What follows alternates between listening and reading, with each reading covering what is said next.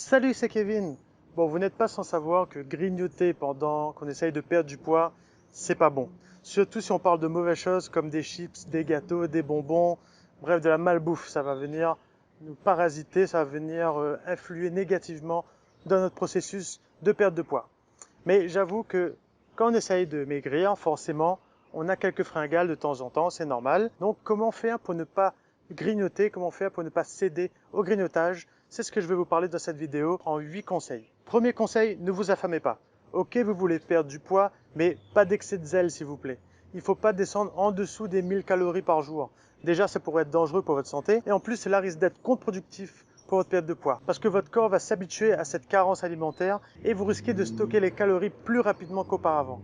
Donc, s'il vous plaît, faites attention, mangez moins, mais pas trop. Deuxième conseil, faites-vous des collations santé. Quand vous avez faim, au lieu de vous jeter sur la malbouffe, essayez de faire des collations santé pour tenir jusqu'au prochain repas.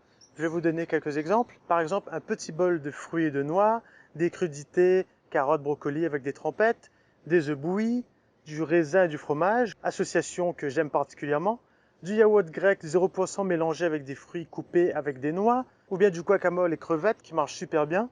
Voilà quelques exemples. Évidemment, ça prend un peu plus de temps que d'ouvrir un paquet de chips ou d'ouvrir un paquet de gâteaux, mais déjà, ça sera meilleur pour votre santé et pour votre perte de poids. Et en plus, ça sera meilleur au goût. Vous avez tout à y gagner.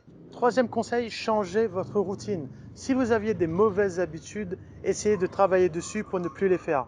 Par exemple, si vous aviez l'habitude de prendre un soda devant la télé, arrêtez net. Si vous aviez l'habitude le matin de rajouter du sucre dans votre café, du lait sucré, ou bien manger des croissants et des pains au chocolat le matin, arrêtez aussi. Mettez toutes les chances de votre côté et essayez d'arrêter le plus possible le sucre et de réduire les glucides pendant la semaine et remplacez-les par des habitudes plutôt santé à la place. Quatrième conseil, préparez-vous psychologiquement. Quand on a décidé de perdre du poids, on sait par avance qu'il y a quelque chose qui sera plus difficile d'arrêter plutôt qu'une autre. Là, on parle de péché mignon. Cela varie d'une personne à l'autre. Mais ce qui est sûr, c'est qu'il va falloir faire un effort là-dessus pour ne pas vous mettre vous-même des bâtons dans les roues. Il y a des personnes qui vont avoir du mal à arrêter le chocolat, il y en a d'autres qui vont avoir du mal à arrêter le soda, les boissons sucrées ou encore des plats très gras qu'on peut éviter de manger, surtout pendant la semaine. Mais c'est ça, dans ce cas-là, préparez-vous psychologiquement à faire un effort là-dessus, surtout la semaine, soit pour les éliminer, les remplacer ou trouver un équivalent santé. Cinquième conseil, buvez de l'eau. J'en ai déjà parlé dans une autre vidéo, mais boire de l'eau, c'est aussi un coupe-faim qui va remplir votre estomac. Donc, si vous avez une petite fringale, essayez de boire beaucoup d'eau, au moins 2 litres par jour. Et puis là, vous aurez peut-être moins cette sensation de faim qui va venir vous déranger tout au long de la journée. Sixième conseil, mangez beaucoup plus de fruits et de légumes. Pourquoi? Parce qu'ils ont aussi cet effet coupe-faim, car ils sont gorgés d'eau, qui sont beaucoup plus santé et qui ne font pas grossir. Donc, il va falloir, quand vous avez cette petite fringale, cette envie de grignoter, vous rabattre sur les fruits et légumes.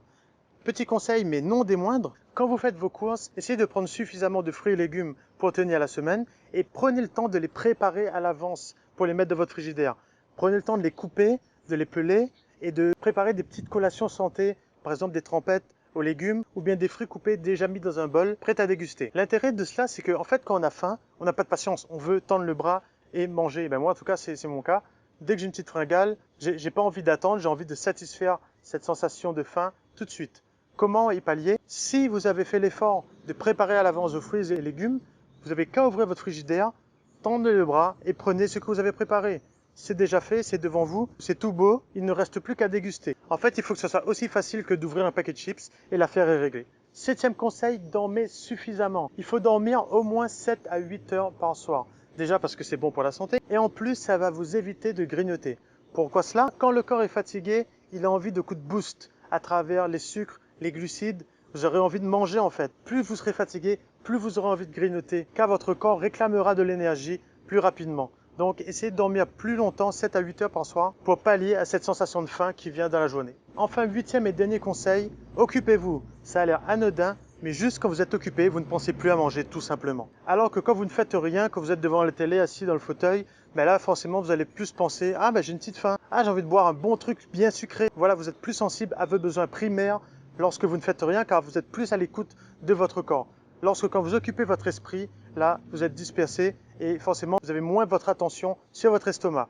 Quelques exemples, allez faire une promenade, allez faire du sport, allez jardiner, bricoler, prenez un bain, ou faites un de vos loisirs préférés ou une activité ludique. C'est ça, occupez-vous. Moi, par exemple, ça m'arrive quand j'ai très faim, je me dis, bon, c'est le moment d'aller faire du sport. Parce que là, je vais non seulement plus y penser, mais en plus je vais contribuer à ma perte de poids.